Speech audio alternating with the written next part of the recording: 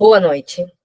A gente vai começar conversando hoje com a primeira parte da redação. Ela está dividida em 3 partes, porque são 3 vieses diferentes, ok? O primeiro viés é, obviamente, o estrutural e de competência. O segundo é exatamente a análise dentro dos eixos e abordagens. E o terceiro é, óbvio, nossas apostas e o que a gente pode fazer com elas. Eu já dei uma olhada em alguns sites que alguns alunos me mandaram, com algumas apostas que, ok, uma ou outra faz sentido, mas tem várias que não estão fazendo o menor sentido, ok? O pessoal tá pegando muito no pé do fato de que a banca vem esse ano com um espírito um pouco mais como se fosse apelativo e acreditando mesmo que vão ser abordadas algumas propostas que são um pouco fora da métrica da prova. E isso vai fazer um pouco mais de sentido agora, tá? A gente vai conversar sobre a estrutura da redação e eu vou mostrar para vocês como eu estruturo isso, como eu faria essa estrutura com vocês. Exatamente porque ela leva no máximo 15 minutos essa função estrutural da coisa, tá? E é muito importante que vocês consigam visualizar isso, que basicamente a visão geral da estrutura não passa de 10 minutos. E às vezes esses 10 minutos muito bem programados te salvam de passar 1 hora e meia em cima da redação. E muitas vezes o pessoal fica com medo de gastar 10, 15 minutos estruturando o texto, achando que está perdendo o tempo da prova. Gente, cada questão tem mais ou menos 2 minutos e meio, 3 minutos para fazer. 3 minutos, mais três, dá os teus 10. Então, basicamente, tu só precisaria não saber fazer 3 questões da prova. Ou vão ser 3 questões de nível muito alto de TRI, ou são questões que realmente tu não está preparado para aquele conteúdo, principalmente da prova de filosofia e sociologia, que é mais comum disso acontecer. Então, não te preocupa, tu não tá te prejudicando em questões quando no bruto da coisa tu te dedica 10 minutos a mais para redação, tá? A redação essencial ela é feita de 55 minutos ali, dá para fazer em até 1 hora e 10, 20 estourando, mas o essencial é não passar de tudo isso, considerando a hora que a gente começa, até a hora que a gente vai terminar o rascunho, terminar de passar limpo. O essencial da estrutura da redação, a gente não pode esquecer, não, o nosso clássico, a nossa contagem regressiva. Faltam 4 dias para o Enem, para o nosso primeiro dia de prova. O que é essencial que vocês não podem errar? O que zera a prova? Querendo ou não, muitas vezes a gente fica tão apegado em coisas que são extremamente mais específicas que a gente esquece do básico, do que é o mais superficial de todas as coisas. Tem que escrever no mínimo 7 linhas, o máximo de linhas é 30, e isso envolve o uso adequado de margens. Não pode colocar texto, escrever coisas fora da margem da folha oficial. Ah, mas passou só um pedacinho assim de uma palavra. Ok, o corretor vai desconsiderar e vai seguir o baile dele. Agora, tu resolver escrever até o final, fazer uma linha embaixo da margem, não, o texto vai ser zerado, tá? É proibido interação com o leitor, então escrever no teu texto perguntas, escrever no teu texto algumas falas. Ah, você entende? Nós compreendemos. Nós não existe. O texto é completamente impessoal e ele não envolve a minha opinião. Envolve única e exclusivamente a sua apresentação sobre os fatores, ok? Utilizar de outra tipologia textual no progresso do texto, por mais de 3 linhas. Isso aqui é um conteúdo bastante importante e bastante específico, principalmente quando a gente fala sobre a questão do repertório, ok? Muitas vezes, tentando deixar ele mais bem explicado, vocês se dedicam um pouco mais do que deveriam ao repertório. E isso acaba gerando um problema. E esse problema é o fato de que tu foge da tipologia. Por quê? Porque um repertório é tu contar uma história para mim. E ao tu contar essa história, você está produzindo uma narrativa. E o texto não é uma narrativa. Então, você pode construir a apresentação de um repertório no qual você vai narrar o que acontece nele, mas isso só pode acontecer por até 3 linhas, ok? Plagiar outro texto e informações externas. Então, tu não pode apresentar uma informação que não seja sua, sem dizer que ela não é sua. Então, se tu colocar um pedaço de um texto de uma redação nota 1000 do ano passado, você tem que direcionar o autor. Ah, mas eu não lembro quem foi a aluna que falou. Então, você coloca em paráfrase e segue teu baile. Ah, eu quero fazer uma citação e deixar ela sem fonte. Não pode. Mantenha a apresentação das fontes e não apresente informações externas como se elas fossem suas, ok? Dê ao que é de autoria a sua devida autoria. Fugir do tema. É importante que se eu te pedir para falar sobre uma coisa, você fale sobre ela. E copiar integralmente parte do texto de apoio. Aqui vai entrar um detalhe que eu acho muito importante, tá? Muitas vezes, nos lugares, aparece que vocês não podem usar o texto de apoio. Isso não é verdade. Vocês podem usar o texto de apoio. O que vocês não podem é copiar exatamente o que está no texto de apoio. A gente chama isso de ipsis literi, que é tu copiar literalmente o que você está lendo. Tu tem que apresentar uma fonte e meio que dar uma mexidinha na frase. Então, se disser assim, ó, de acordo com o IBGE, 47% das crianças que estão no sistema de adoção são negras. Tu tem que ir lá e colocar, de acordo com a pesquisa do IBGE, em 2022, quase 50% das crianças, ok? A informação pode ser a mesma, mas tu não pode copiar integralmente o texto de apoio. O que está no texto de apoio não pode aparecer exatamente igual na tua redação. O mesmo vale para trechos internos da prova. Muitas vezes, o teu texto de redação tem a ver com a temática de alguma questão dentro da prova, principalmente da prova de ciências humanas. Tu pode folhear a prova atrás de algum repertório, você pode achar, inclusive, a única coisa que tu não pode é copiar tal qual está na questão, ok? Se for feito, copiado, aquela questão entre aspas, tá? Mas, também muito importante, lembrem, se algo está entre aspas, isso significa que este algo é exatamente o que foi dito pelo autor. Então, a melhor coisa que vocês têm a fazer é apresentar como, por exemplo, como dito por Aristóteles, vírgula, blá, blá, blá, blá, blá. Se vocês colocarem entre aspas, o corretor entende que aquilo é uma citação direta, então deveria estar exatamente igual ao que foi dito pelo autor. Visto que é muito possível que vocês não se lembrem exatamente, perfeitamente como foi dito pelo autor, é melhor colocar fora das aspas, ok? Importante sempre definir, né? O texto é de uma dissertação argumentativa. Uma dissertação é basicamente um texto opinativo que ele tem como intuito apresentar um conceito, uma ideia, uma pauta, e a partir disso relevar uma opinião. Só que eu não quero ver nenhuma marca opinativa em primeira pessoa. Nós ou eu.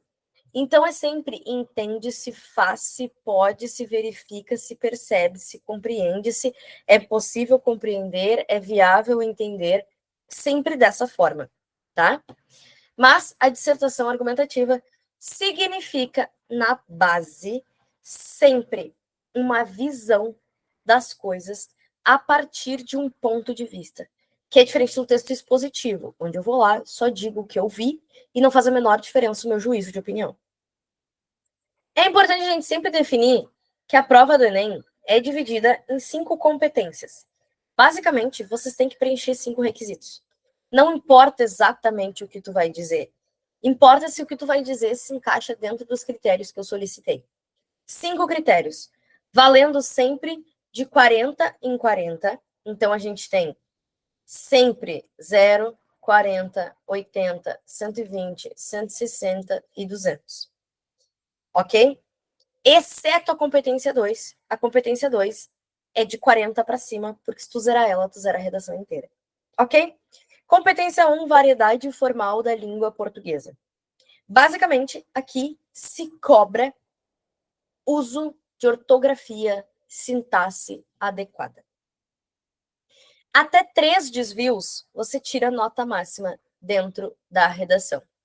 Então, desses 3 desvios, 2 podem ser de sintaxe, e 2 podem ser de ortografia e um de sintaxe, mas você tem 3 desvios permitidos. Acontece redação que tem 4 desvios e às vezes passa e ganha os 200? Acontece, tá? Mas são casos específicos em que se percebe que ou é um erro por mera desatenção, você já demonstrou domínio dessa competência antes no texto, ou porque aquele desvio, ele normalmente é facultativo. Ok? O que vocês têm que revisar aqui com cuidado para ter uma boa pontuação? Ponto, vírgula, acento são os principais motivos para desvio bobo. Se tu não sabe escrever uma palavra, você não escreve. Ah, eu vi um texto uma vez que usava a palavra XYZ. Se tu não lembra como escreve, não escreve. Ah, eu queria escrever o excesso, mas não lembro como escrever excesso. Então não usa a palavra excesso. E evita de modificar a sintaxe tradicional das frases. O que isso quer dizer? Na língua portuguesa, por natureza, nós construímos orações no seguinte sentido: sujeito, verbo, objeto.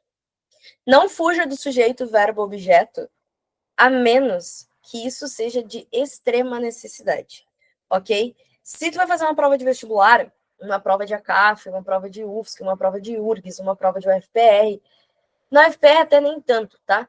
Mas, principalmente essas outras provas que têm a estilística como uma margem qualitativa, aí sim, aí ok tu utilizar dessas outras levas, ok? Do contrário, não tem porquê. Se tu não te sente seguro, não te sente apto a escrever daquela forma, escreve da forma como tu sabe escrever. Outra coisa que é importante é ter cuidado com o equilíbrio sintático e semântico. Não mexe nas frases de uma forma que não soe natural e não usa palavras com vocabulário muito, muito rebuscado, se não é aquilo que o teu texto vai acompanhar do início ao fim. Existem textos muito simples que tiram notas 1960, 920. Por quê? Porque existe um equilíbrio do início ao fim. Eu vejo que aquilo que tu está escrevendo é realmente uma característica literária sua. Agora, resolver colocar um dar-te-ei, far-se-á, no meio do teu texto, parcimonioso, nada disso vai soar natural se tu tiver um erro de acento básico. Por quê? Porque o corretor percebe que aquilo não tem coerência. Ou tu é uma pessoa que sabe usar parcimoniosamente, ou tu é uma pessoa que não sabe que também tem acento. As duas coisas não podem acontecer. O que a gente tem que lembrar? Querendo ou não, o erro de ortografia, ele é muito comum. Ele não é uma coisa tão básica a ponto da gente pensar que todo mundo vai escrever perfeitamente a língua portuguesa de maneira perfeitamente estruturada. Então, a gente sempre acredita, a gente vai com a fé de que a gente vai tirar 160. Se o 200 vier, a gente está no lucro, tá? O que acontece aqui de principal que a gente precisa considerar? É sempre importante que vocês não se apeguem a ficar maquinando o texto muitas vezes, ok? Não corta a tua linha de raciocínio. Segue a tua escrita no rascunho do jeito que ela vier e depois disso tu modifica, verifica e corrige o que precisa ser corrigido. Muitas vezes vocês querem corrigir enquanto vocês estão escrevendo o rascunho primário. E isso acaba cortando o teu fluxo de raciocínio, tá? Então escreve, exceção, eu não lembro como escreve, mas eu quero escrever agora. Escreve de qualquer jeito e circula a palavra e continua o teu rascunho. Nossa, já escrevi a palavra problema 3 vezes. Escreve problema, circula, continua escrevendo. Não corta a tua linha de raciocínio, porque ela é muito importante. Ela faz com que a gente consiga ter uma adequação nas informações, tá? Nossa competência 2 é uma das que tem mais partes, mas ao mesmo tempo é uma das mais simples, ok? Ela serve para compreender a proposta de redação, aplicar conceitos de várias áreas do conhecimento, desenvolver o tema, ter limites estruturais, ser dissertativo argumentativo em prosa. Em resumo, o que essa frase gigante quer dizer? Que você vai acertar o tema. Por isso a gente coloca como dica, pelo menos uma vez, cita a frase temática do jeito que ela vem. Se vier caminhos para promover o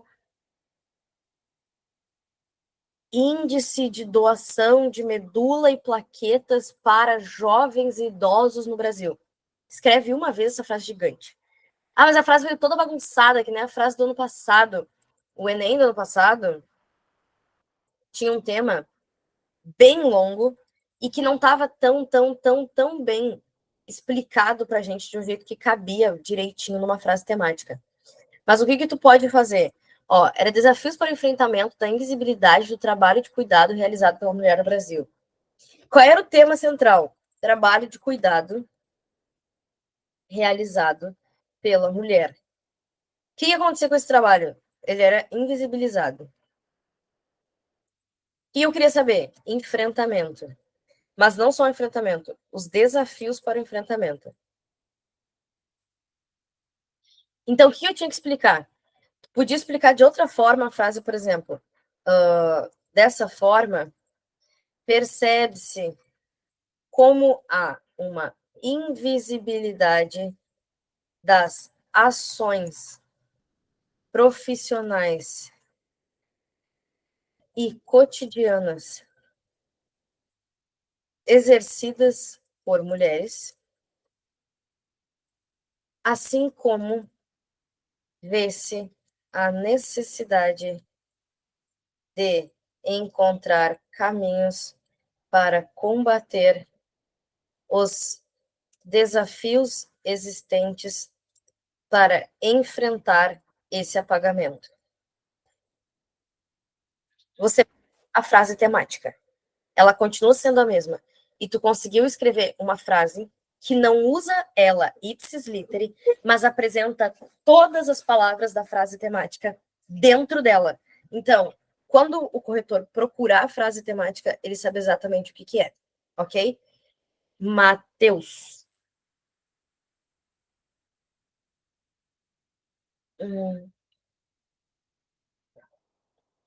Não é um problema, Rafa. Copiar ela inteira não é um problema. A única questão é que, às vezes, a frase temática não vem em ordem. Quer ver uma coisa?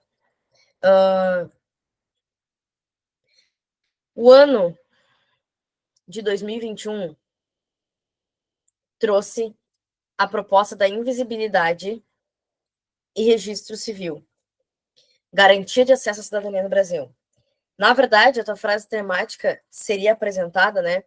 Vamos usar a mesma lógica ali, ó. Dessa forma, percebe-se a importância de garantir o acesso à cidadania para todos os cidadãos no Brasil. Assim, promovendo o registro civil e impedindo a invisibilidade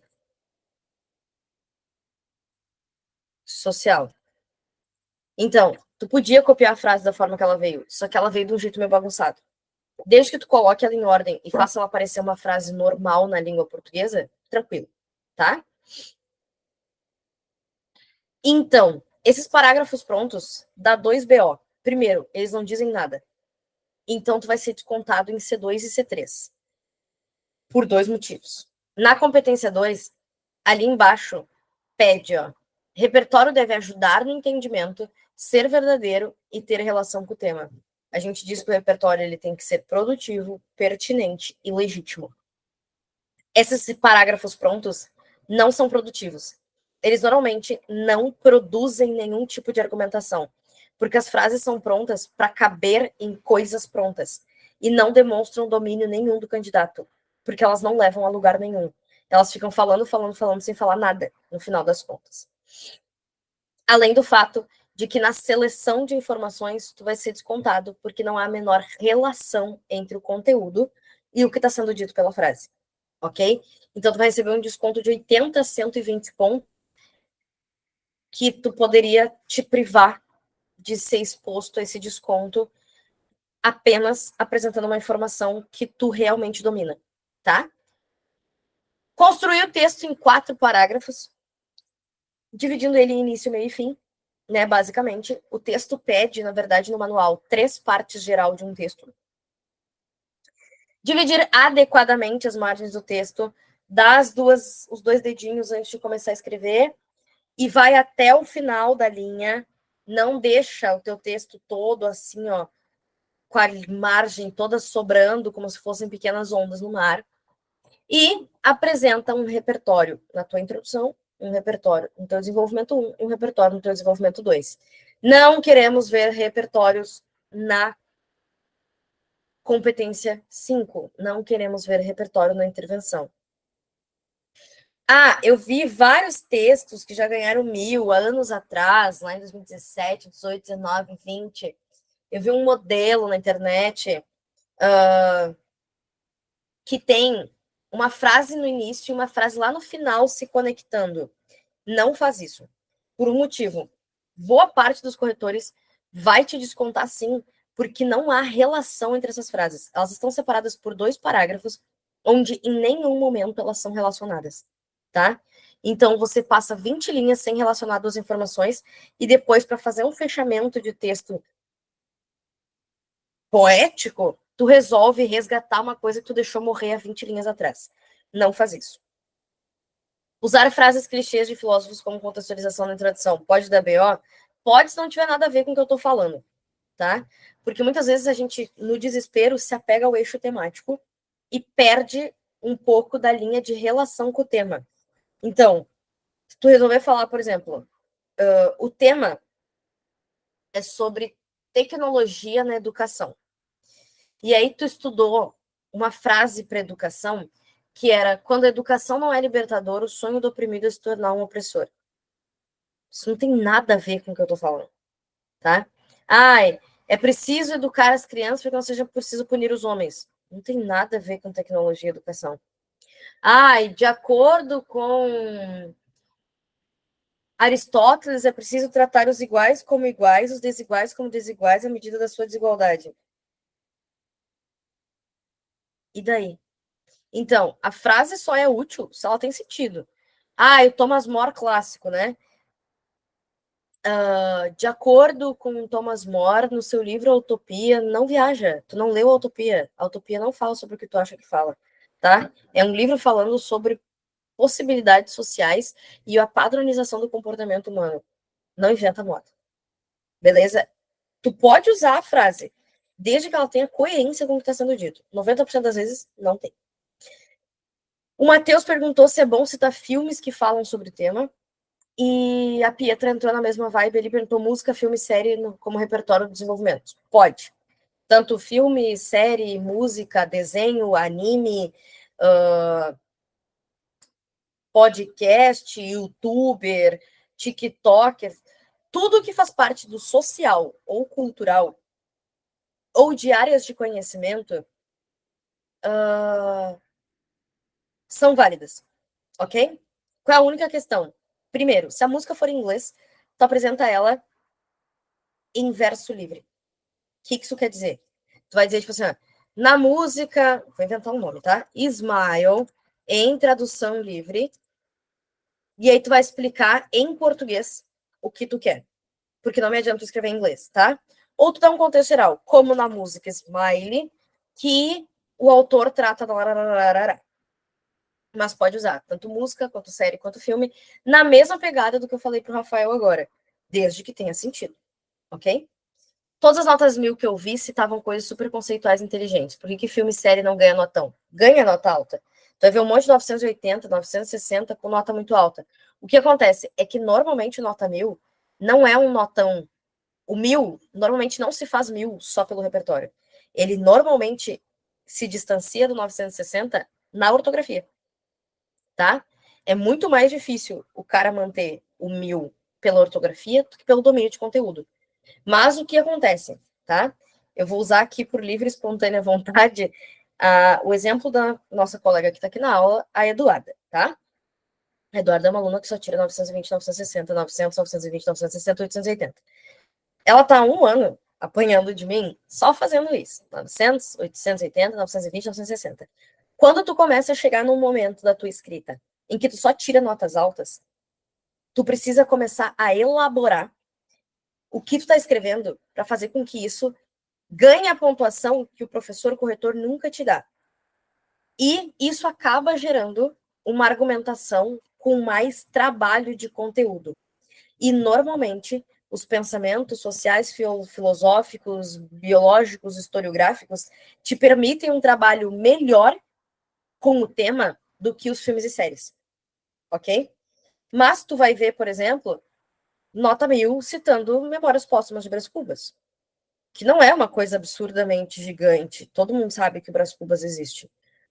Tu vai ver repertório que cita filosofia contemporânea, tu vai ver Nota 1000 que vai citar filme.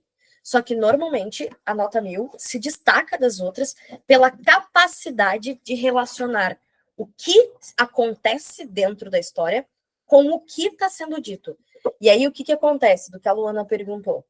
É bem comum que, normalmente, você citem superficialmente a ideia do filme, mas não me encaixem corretamente a relação que isso tem com o que tu está argumentando. Então, tu vai lá, por exemplo, o tema é sobre meio ambiente. E tu vai lá e diz, no filme Wall-E é possível perceber uma terra devastada, onde um robô fica para conservá-la. A respeito disso, entende-se a importância de discutir sobre as mudanças climáticas. Não, eu não entendi a importância de discutir as mudanças climáticas. Descreve melhor a relação do filme de um jeito que eu entendo por que mudança climática é importante. Então, existe uma grande diferença de tu falar a frase que eu acabei de falar. Eu moro do lado da BR, tá, gente? Então, se vocês ouvirem buzinas, é por causa dos caminhões. É muito diferente de tu dizer, por exemplo, o filme Wall-E retrata uma terra devastada, na qual é necessário que os seres humanos se retirem do planeta para que seja possível buscar caminhos ou um novo espaço para viver, pois o planeta foi destruído pela poluição e pela devastação do clima. A respeito disso, entende-se a importância de falar sobre as mudanças do. Agora é importante falar das mudanças do clima. O robô limpando a Terra meio que não me explica a relação de mudança climática. Porque não é todo filme de apocalipse que se trata de mudança climática. Às vezes é uma bomba que explode o planeta todo. Ok? Então, o principal não é a fonte da tua informação. Eu sempre falo do exemplo de sempre, né? A teoria da Simone de Beauvoir vai ter o mesmo valor que a Bela e Belinha, desde que apresentadas com qualidade e com um bom desenvolvimento, tá? O que interessa é o teu domínio da informação para me tornar visível a tua linha de raciocínio. Eu preciso entender o teu argumento e visualizar nele uma relação com a realidade. Ponto final. Querendo ou não, sociólogos e filósofos nada mais fazem do que analisar como a sociedade se comporta. Por isso que os pensamentos deles se encaixam tão bem nas propostas. Porque eles realmente estavam fazendo isso, analisando a sociedade. Ok? Mas não acreditem que vocês vão deixar de ganhar 920, porque ao invés de citar Simone de Beauvoir, tu citou um filme ou um livro, tá?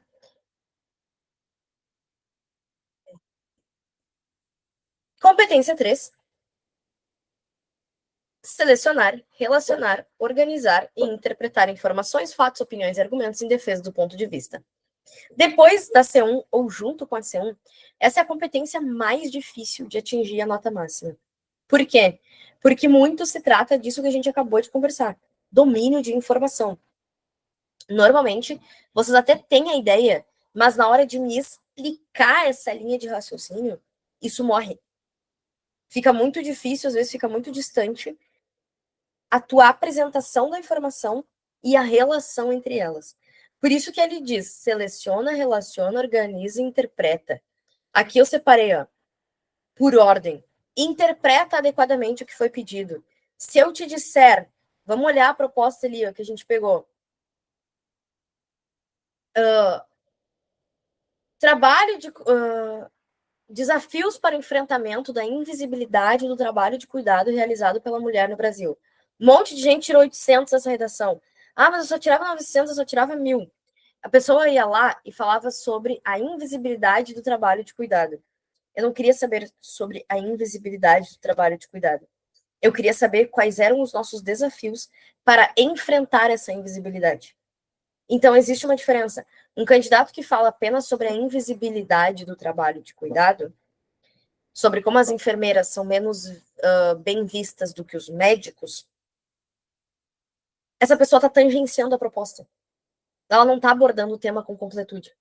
Logo, a tua seleção de informações não é adequada. A relação dos parágrafos não está correta.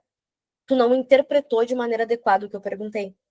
Então, eu queria saber quais as teses que explicam quais os desafios para que a gente enfrente essa invisibilidade e não o porquê o trabalho de cuidado é invisível.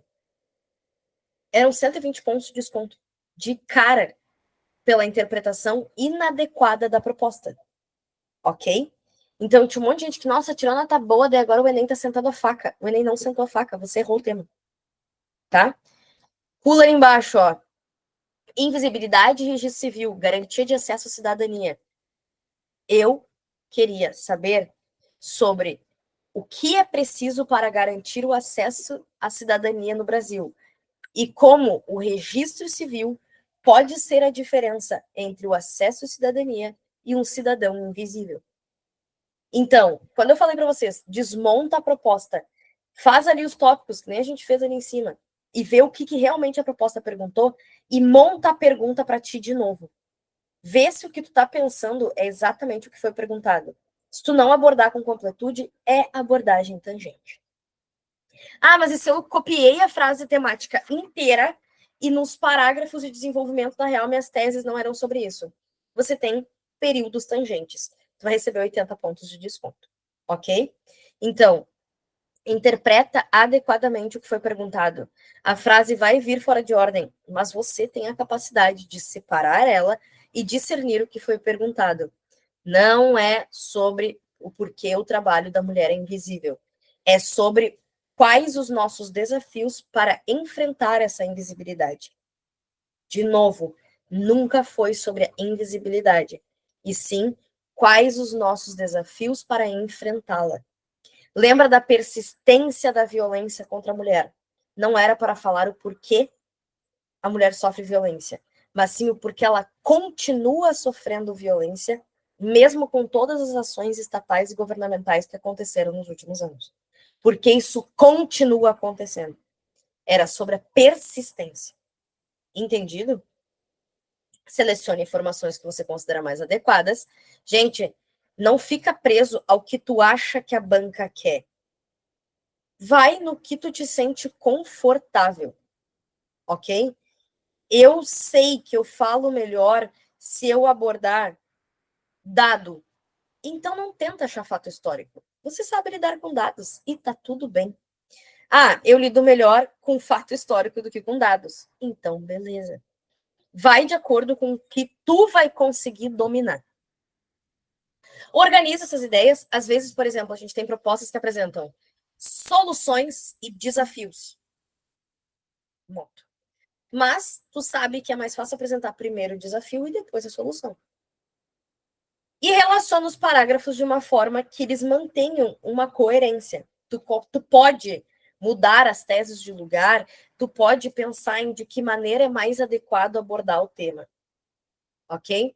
Como eu faço para evitar esse erro? A melhor forma, Rafa, é exatamente, tu abre a proposta e mexe nela a ponto de tu visualizar. Mas não se preocupa que a gente vai fazer isso junto daqui a uns minutinhos, e daí talvez fique mais fácil de visualizar isso, ok? Mas sempre pensem que o delimitador está lá por um motivo. Quando eu falo caminhos para combater as epidemias, eu não quero falar sobre epidemias. Eu quero falar sobre o que é preciso para combater uma epidemia. Qual caminho eu devo seguir? As ferramentas para a promoção da vacinação no Brasil. Eu quero saber quais ferramentas serão usadas e não por que vacinar. Eu já entendi que tem que vacinar. Eu quero saber que ferramentas eu vou usar para que essa vacina aconteça. Tá? Competência 4, essa junto com a competência 5, eu acho que ela é uma das mais práticas de se gabaritar. Demonstrar conhecimento de mecanismos linguísticos necessários para a construção da argumentação.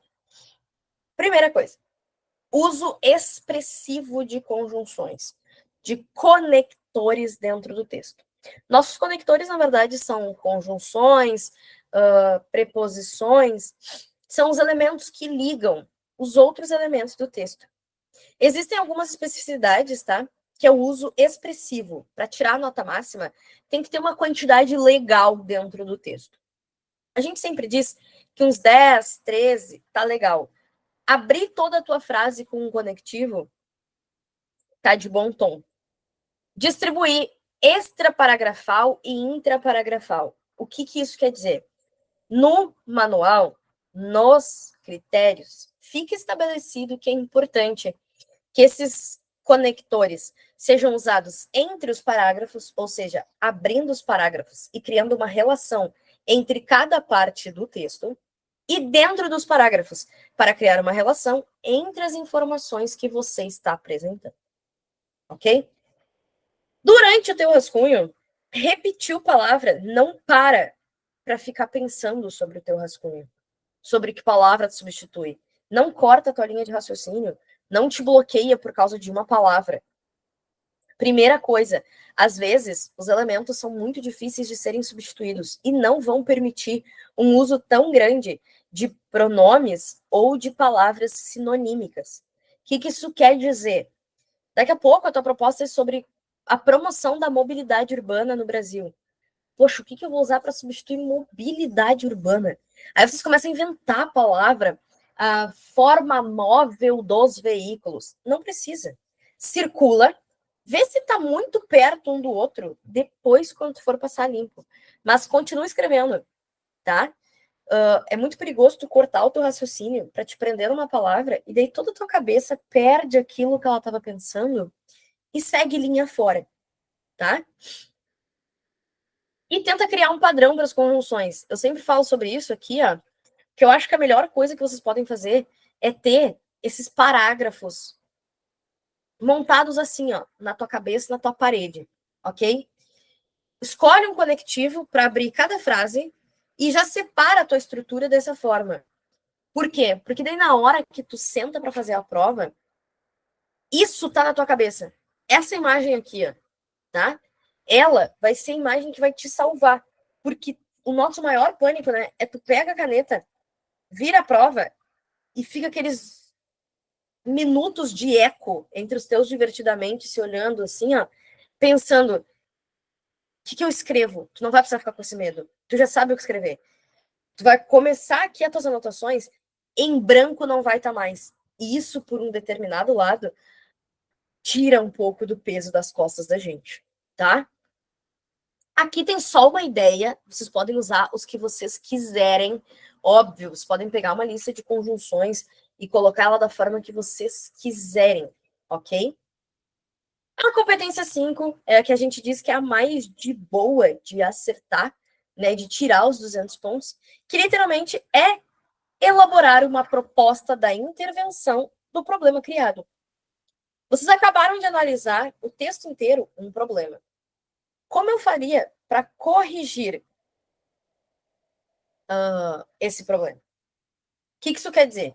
Existem 5 elementos obrigatórios que devem ser apresentados para estabelecer que um candidato compreende adequadamente o formato de intervir em um problema. A gente, quem vai intervir no problema? Ação, o que será feito para intervir no problema? Meio, de que forma isso é possível? Finalidade, a fim do que eu vou fazer isso? Qual o objetivo? Qual o efeito será alcançado? E detalhamento é um detalhe sobre uma das coisas que foi apresentada. Você pode escolher detalhar o que você quiser, tá? O Rafa perguntou: usar assim no meio da frase é considerado um desvio? Não, se tiver o sentido de conexão. Se tu disser, a população dessa forma poderá ser mais, ter uma educação melhor, assim atendendo adequadamente às necessidades da população com deficiência. Não tem problema, tá cumprindo a função dele de um conector conclusivo. Beleza, tá? A gente sempre diz só que o de abertura de frase, ele é o que te garante o número, com certeza. Mas às vezes no meio do parágrafo. Vocês vão colocar um visto que, além disso, desde que, tudo bem, são conectores e eles exercem a sua função. Aqui a gente vai conversar junto, tá? Só deixa eu fazer uma coisa. Que é só para opa, a gente eu conseguir explicar para vocês isso que eu quero explicar, tá? Assédio moral e as doenças laborais, a saúde do trabalhador em debate no Brasil. E se o tema fosse esse, dá para deitar e chorar? Não. Quer dizer, dá, mas não é esse o nosso propósito, tá? Ninguém tá aqui muito afim de deitar e chorar. O que a gente vai fazer, ó? Eu copiei aqui do lado por motivos de economia de tempo, tá? Mas a gente vai trabalhar como se no dia tu botou isso do lado da tua proposta. Óbvio, gente, tu não precisa escrever tudo isso, tá? O que tu vai fazer? Provavelmente, tu vai te organizar como? Tu vai parar. Eu tô tentando escrever, eu tô com a mesa digitalizadora, só que eu não conectei a mesa digitalizadora. Perdão. Agora vai ser possível, né? Graças a Deus. Ó, tu provavelmente pode organizar a tua proposta. A mesa me odeia. Ou será que essa não é a caneta dela? Parei que tem duas canetas. Me dê um minuto, desculpa.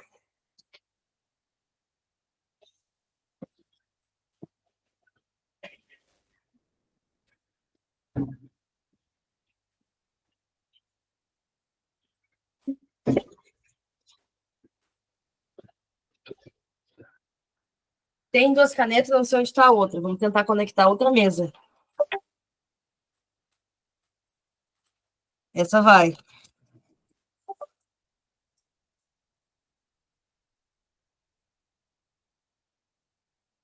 Não, todo mundo me detesta. Ok. Vamos no freestyle. Ó, vai ficar feio, tá? Porque eu já desenho feio, vocês sabem disso. Mas o que é importante a gente organizar aqui, ó? Vamos pensar junto. Se eu parei. Deixa eu tirar aqui. Repetir as palavras-chave do tema. Ganha desconto. Gente, a única forma. Normalmente ali, né? Quando eles falam em descontar de vocês por repetição, isso envolve quase que estritamente o fato de vocês usarem elementos que poderiam ser substituídos naquele contexto e naquela frase e não são. Então, normalmente, não. Os elementos chaves do teu tema não vão te descontar, ok?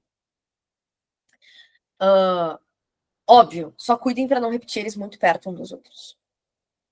Quais os possíveis temas para esse ano? A gente vai conversar sobre isso no sábado ou na sexta, eu não lembro do cronograma, mas não te preocupa sobre isso, tá? Olhando aqui, tá? Essa é a nossa proposta. Nós estamos discutindo sobre as doenças laborais. Doenças laborais são doenças geradas no mercado de trabalho, ou seja, coisas que a gente desenvolve psicológica ou fisicamente por trabalhar demais. Assédio moral e doenças laborais. A saúde do trabalhador em debate no Brasil. Vamos seguir naquela linha exatamente do que o Rafa tinha perguntado antes. Como eu faço para eu me achar? Ó, o tema tá aqui. Assédio moral e doenças laborais. Vamos pensar. O que eu começo fazendo? A primeira coisa que eu faço sempre é anotar a estrutura para mim e anotar meus conectivos. Óbvio, tu pode anotar isso de uma forma muito mais reduzida. Tu vai ali, coloca contexto, tema, tese, tópico, argumento, repertório, finalização. O que isso quer dizer? É a divisão estrutural do nosso texto, as coisas que precisam aparecer. Então, vamos lá. Eu tenho contexto, tema, tese. Primeira coisa, a saúde do trabalhador em debate no Brasil. Nós estamos falando, em primeiro lugar, a primeira coisa que eu, com a minha cabeça, tenho que pensar é saúde no trabalho. E eu tenho que abordar isso a partir do viés do assédio moral e das doenças. Eu vou escolher burnout porque é a mais fácil. Tem outras doenças? Tem. Eu saberia falar sobre elas? Agora não. E é o tempo que a gente tem. A gente faz o tempo que a gente consegue. Nesse momento, não estou conseguindo pensar em outra. Então, vamos de burnout. Beleza. Pensei nisso. Saúde no trabalho, assédio moral e doenças. Então, eu vou separar isso aqui para o D1, porque daí eu vou pensar que a pessoa sofre assédio e por causa disso ela vai ficando doente. Ok? Lembra que eu tenho que selecionar, organizar as informações. Tá bom. O que eu sei sobre doença no trabalho? Não sei nada. Não saberia o que usar. Não saberia o que dizer. Então, a gente sempre apela, quando a gente não tem algo de início, com certeza, ou para a Constituição, ou para um dado que a gente inventa. Todo mundo aqui já está careca de saber, mas quem não é meu aluno vai pegar essa agora, que é a nossa regra clássica: 0, 25, 50, 75 e 100. O que isso quer dizer, prof? Isso quer dizer o quê? Que a gente consegue inventar um dado a partir do que a gente conhece. 0, 25, 50, 75, 100. Ninguém sofre assédio moral no Brasil? Não, possível. Todo mundo sofre assédio moral no Brasil? Não. Quase ninguém sofre assédio moral? Metade dos trabalhadores? Parece mais verídico. Quase todo mundo? Muito, né? Parece forçado. Então a gente vai ficar num número entre 25% e 50%. Eu acho que mais para metade do que menos para metade, tá? Então eu vou inventar um número tipo 49%. Então vamos lá. Contexto, tema, tese. No meu contexto, eu abro com de acordo com, eu já anotei ali do lado, e eu vou dizer que, de acordo com o Ministério do Trabalho, 46% dos brasileiros sofrem ou já sofreram assédio moral no trabalho. Ou já sofreram violência no trabalho. Por que violência? Porque a gente não quer repetir a palavra assédio moral. Beleza. Professor, onde é que a senhora tirou essa fonte? Das vozes da minha cabeça. Eu acabei de inventar. Mas não se preocupem com isso. Vocês têm noção da realidade. Vamos ver uma coisa. Assédio moral no Brasil, porcentagem. Ó, de acordo com uma pesquisa do Conselho Nacional de Justiça, 70% dos brasileiros já demonstrou que sofreu assédio no trabalho. Ok, o número está um pouco mais alto que o nosso, mas se a gente olhar outra pesquisa aqui, ó, é 51%, 60%, 46%. Então, variou, mas a gente nunca variou para tão longe do que a gente poderia. Então, tá ótimo. Para deixar melhor, você sempre usa um dado um pouco mais antigo, porque daí pode ter crescido ou pode ter diminuído. Então, de acordo com o Ministério do Trabalho, em 2022, 46% dos brasileiros sofriam ou já sofreram violência no trabalho. Tema. O tema tá aqui em cima, né? Assédio, a saúde do trabalhador em debate, assédio moral e doença. Por que eu acho que as pessoas sofrem assédio moral no Brasil e ficam doentes por causa do trabalho? O primeiro deles, eu acho que é por causa da dependência financeira. As pessoas se colocam em qualquer situação por causa do dinheiro. E me ajudem aí, por que será que as pessoas sofrem muito assédio ou se colocam nessa situação?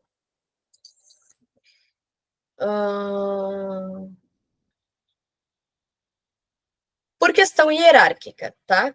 Pela hierarquização. Normalmente o cara é teu chefe, tu tem medo de perder o emprego, tu aceita o que vem e a pessoa se aproveita disso.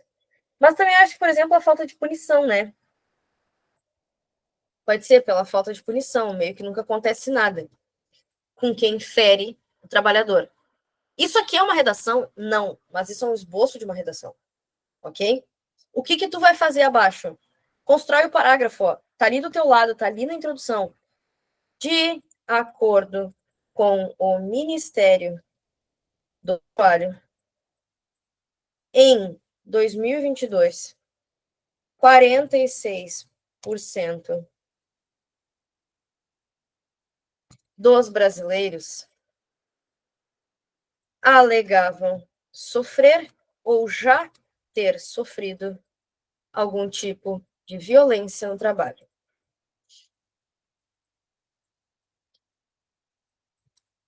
Nessa perspectiva, já tá ali em cima, ó, tu não precisa pensar, tu já tem decorado na tua cabeça teus conectivos que tu vai usar. É perceptível a importância de debater o assédio moral e o desenvolvimento de doenças laborais, colocando em risco a saúde do trabalhador no Brasil. Tema citado integralmente, sem afetar nada, tá?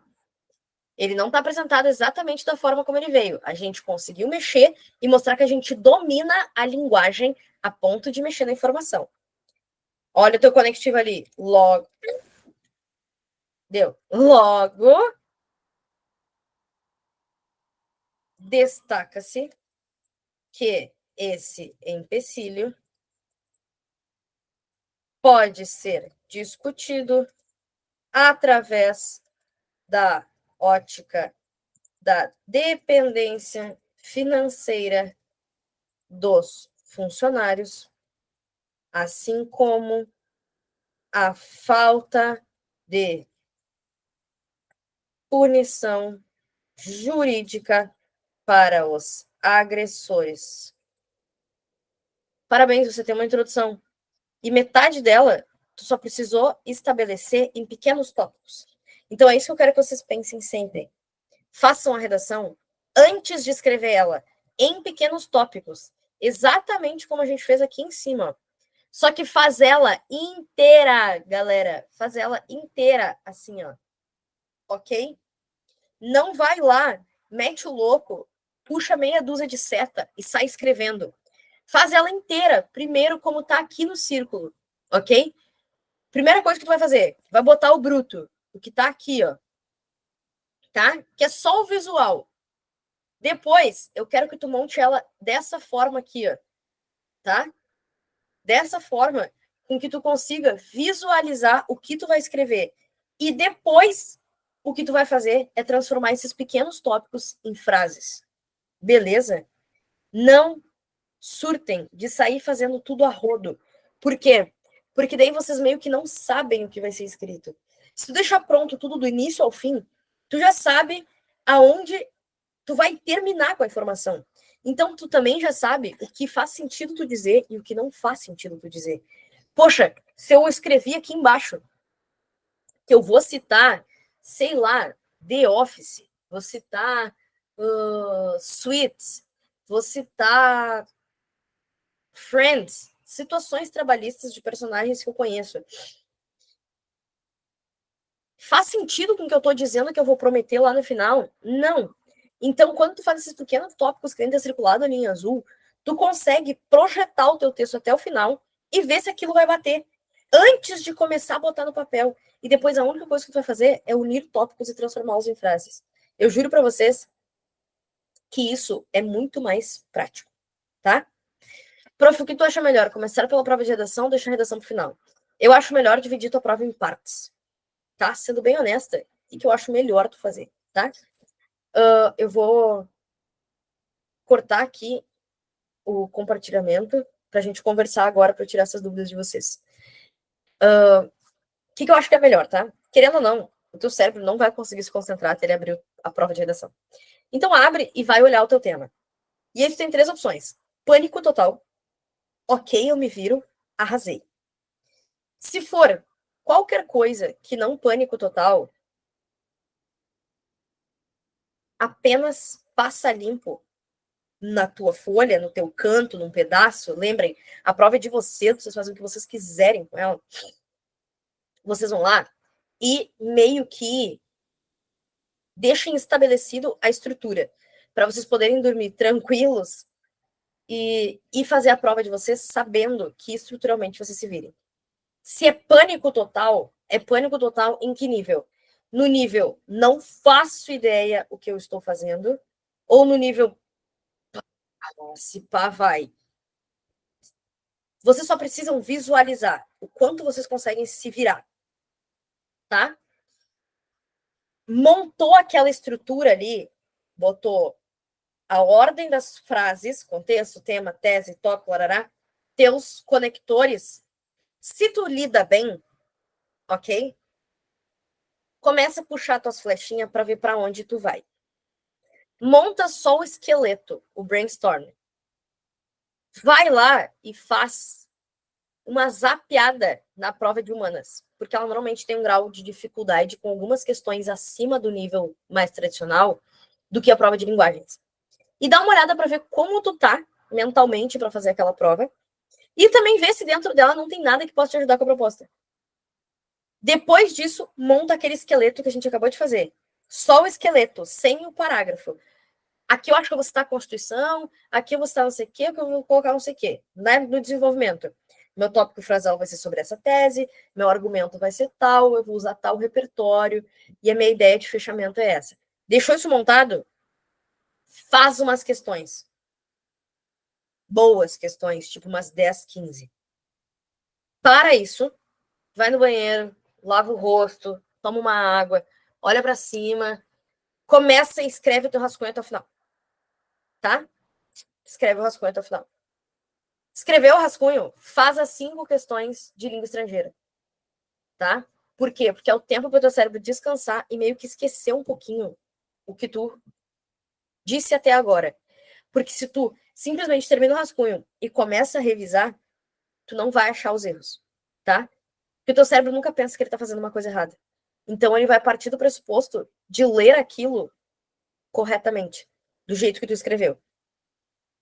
Faz as 5 questões de língua estrangeira, aí tu volta, revisa, pode deixar ela ali. Revisado, fechado, deixa teu texto descansar. Vai fazer tuas questões. Quando o fiscal avisar que tá dando 1 hora para acabar, tu passa a tua redação a limpo e passa tudo que tu já preencheu da prova pro gabarito, em paz. Eu vou dar uma dica para vocês, tá? Que é essa aqui, ó. Teu RG fica em cima da mesa, tá? Abre o teu RG, coloca ele em cima do teu cartão respostas. E aí tu vai passando a grade, um por um. Porque daí tu pode olhar o número da questão e ver que tu tá na bolinha certa, para evitar passar a grade errada. Vão te sobrar nisso aí ainda uns 15, 20 minutos. Tu dá uma olhada nas questões que tu não terminou. Vê se tu consegue fazer mais uma, duas. Quando o fiscal falar que tá faltando 10 minutos para entregar, tu passa limpo o que tu tinha para passar, essas últimas que tu conseguiu fazer. O resto tu não conseguiu fazer, tu chuta. Ok? Não é aconselhável chutar no Enem. Mas talvez tu não dê conta de fazer tudo. Então tu chuta. Beleza? Mas eu não aconselho fazer tudo numa tacada só. Teu cérebro precisa descansar. É muita leitura de uma vez só, é muita escrita de uma vez só, é muito texto de uma vez só. O pensamento é muito parecido, e daí às vezes parece que tu tá lendo mais do mesmo, tá? Eu sempre aconselho deixar para passar limpo na última 1 hora. Tu vai levar normalmente uns 20 minutos para passar limpo e mais uns 15 para passar limpo a tua grade. Deixa para fazer o restante, o que sobrar, o que tu não dominava. Mas sempre lembrem daquela regra, né? Não saiam fazendo as questões só porque o caderno vem assim, que tu vai resolver ela assim. Folheia, vê que questão tu consegue fazer e qual tu não consegue fazer. Lembrem que o Enem se baseia em TRI, a teoria da resposta ao item. Então, as questões fáceis valem mais. As questões fáceis são as que você deveria acertar. Então, se for para escolher deixar de fazer alguma coisa, a gente tem que acertar adequadamente o que a gente vai deixar de fazer. Tá? A gente não pode correr o risco de deixar para trás, de chutar sem querer uma questão que, na verdade, era de nível muito fácil. Tá? Quanto ao que a Giane perguntou, é obrigatório especificar o agente? Não. O nosso detalhamento pode ser de qualquer coisa. A única dica é que detalhar o agente é uma coisa que é mais fácil de lembrar, tá? Mas não é obrigatório não, Gênesis. Se quiser detalhar o meio, detalhar a ação, detalhar a finalidade, é só porque normalmente quando a gente detalha o agente, a gente lembra de detalhar, tá? Pode falar, Rafa.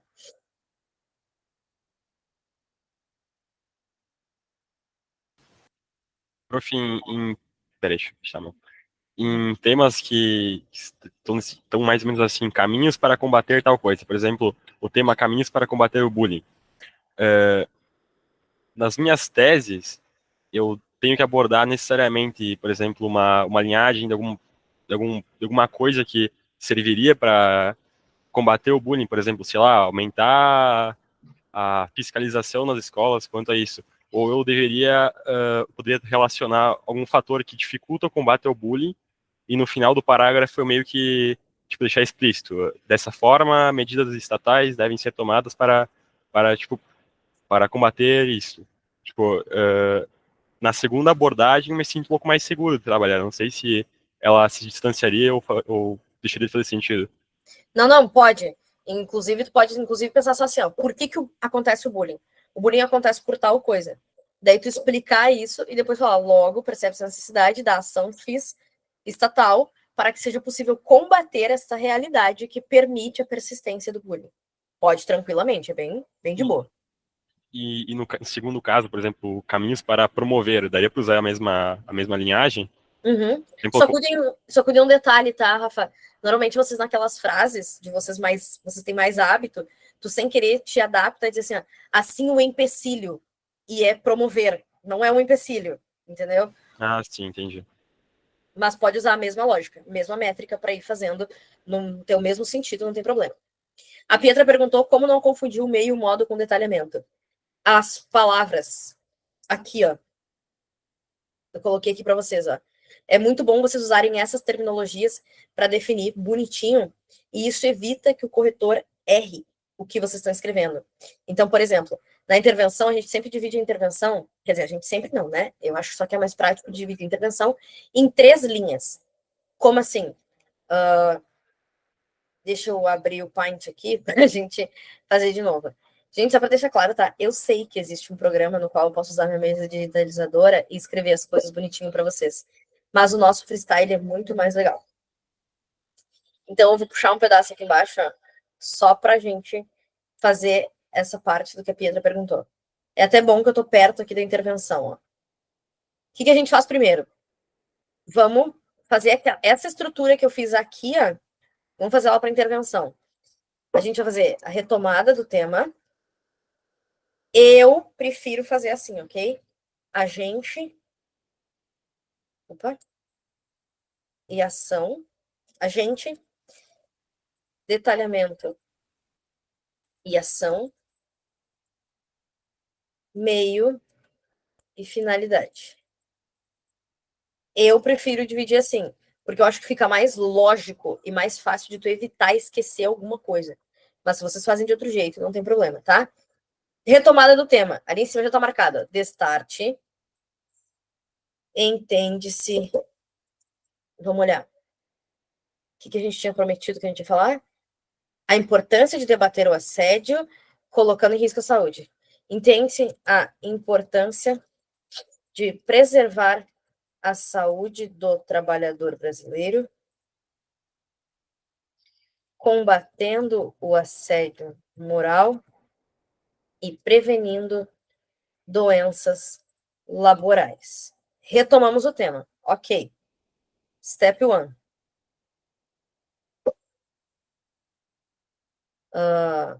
Desse modo, depois eu pinto de preto, tá? Desculpa. Desse modo, isso deve ser feito. Pode olhar. A gente é dever de ou cabe a. Isso deve ser feito. Isso é dever ou desse modo é dever, tanto faz como vocês preferirem.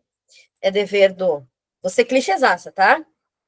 Governo federal, governo legislativo. Vamos usar sistema para a gente não usar a palavra governo, né? Sistema legislativo federal.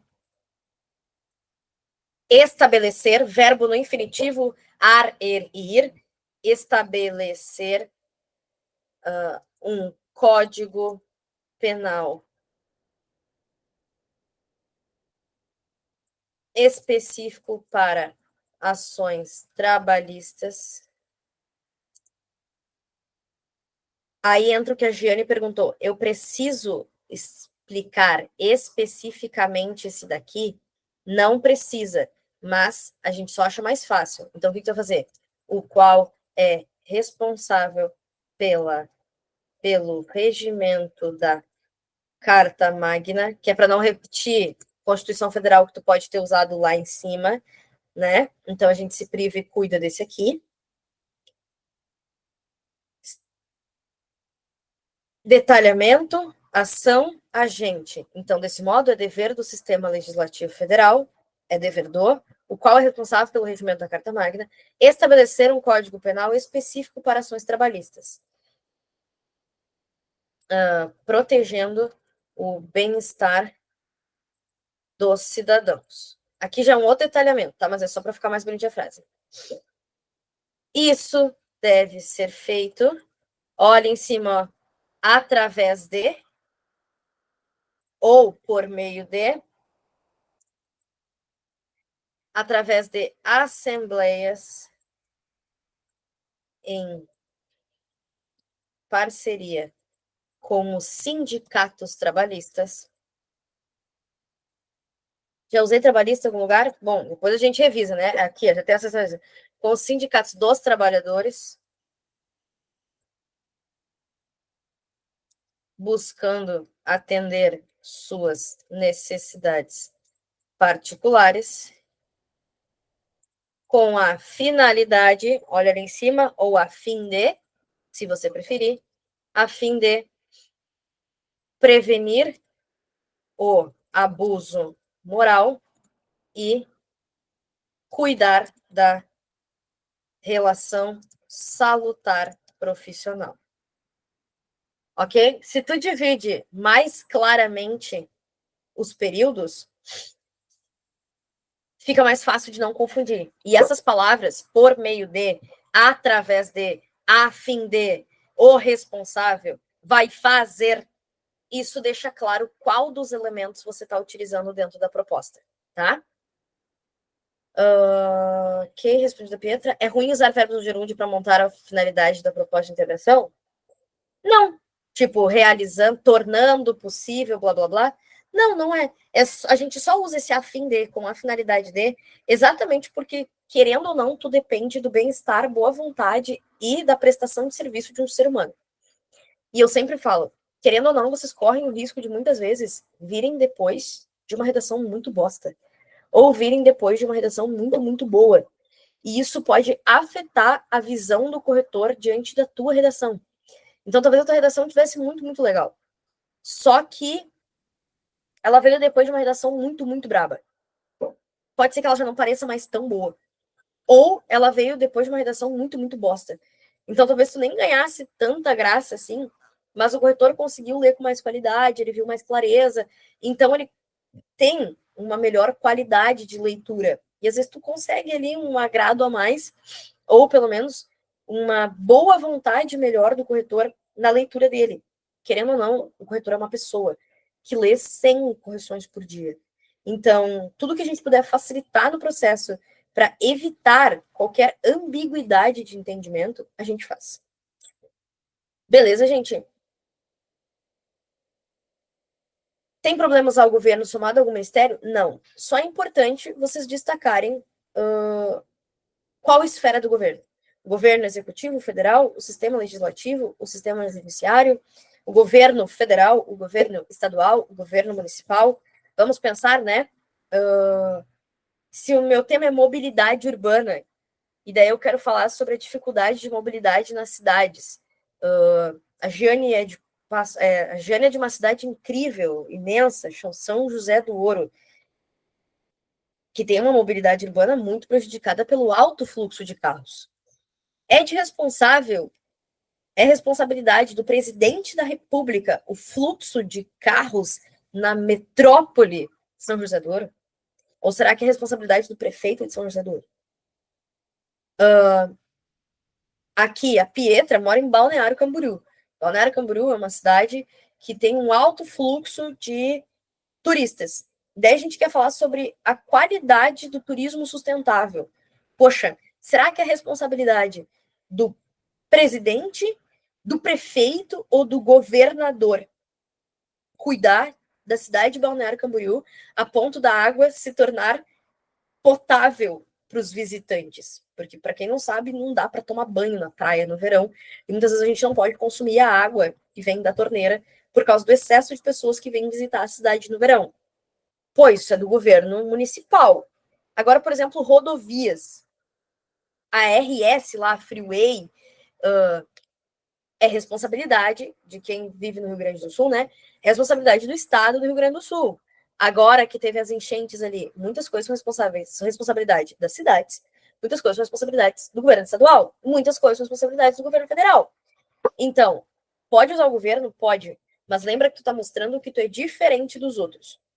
Então, muitas vezes, tu simplesmente citar o governo estadual ou o governo executivo, o sistema executivo, tu está falando a mesma coisa, mas mostrando que tu tem um pouquinho mais de domínio.